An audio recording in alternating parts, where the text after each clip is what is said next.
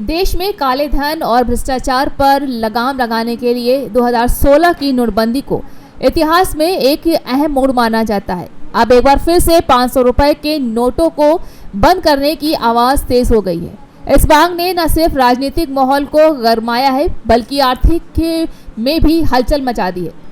जी हां, आपको हम बताएंगे कि क्या 500 के नोट वाकई में बंद होने वाले हैं या एक सिर्फ अफवाह है।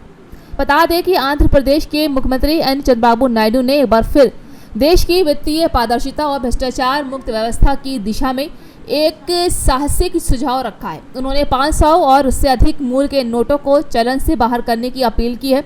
उनका मानना है कि उच्च मूल्य के नोटों को हटाकर देश को पूरी तरह डिजिटल लेन देन की ओर ले जाया जा सकता है, जिससे न केवल भ्रष्टाचार पर लगाम लगेगी बल्कि अर्थव्यवस्था भी अधिक पारदर्शी बनेगी। तेलुगु देशम पार्टी की 3 दिवसीय वार्षिक सम्मेलन महानाडु सभा में बोलते हुए नायडू ने न केवल 500 और 200 रुपए के नोट को बंद करने की बात कही है बल्कि डिजिटल भुगतान को अपनाने की अपील भी कही है। उन्होंने कहा है कि देश को नकदी पर निर्भरता से बाहर लाने का समय आ गया है। नायडू ने बताया है कि उन्होंने पहले भी प्रधानमंत्री नरेंद्र मोदी को डिजिटल करेंसी पर रिपोर्ट सौंपी थी और सुझाव दिया था। यदि जरूरत हो तो 500, 1000 और 2000 रुपए के नोटों की छपाई पूरी तरह रोक दी जाए।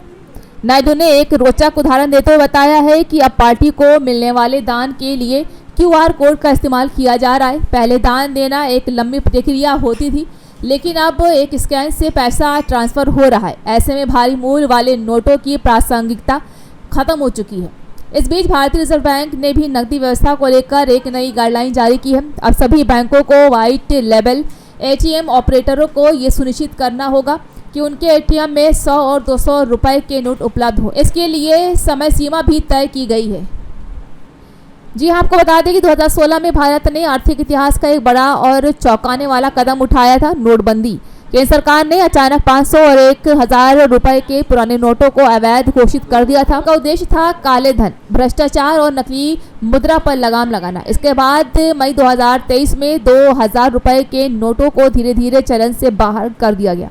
नोटबंदी का एक प्रमुख उद्देश्य नकली नोटों को खत्म करना भी था, लेकिन RBI के ताज़ा आंकड़ों से पता चलता है कि खासकर 500 रुपए के नकली नोटों की संख्या में पिछले कुछ वर्षों में लगातार वृद्धि हुई है। ये चिंता की बात है, जिस खतरे को रोकने के लिए नोटबंदी जैसे कठोर कदम उठाए गए थे।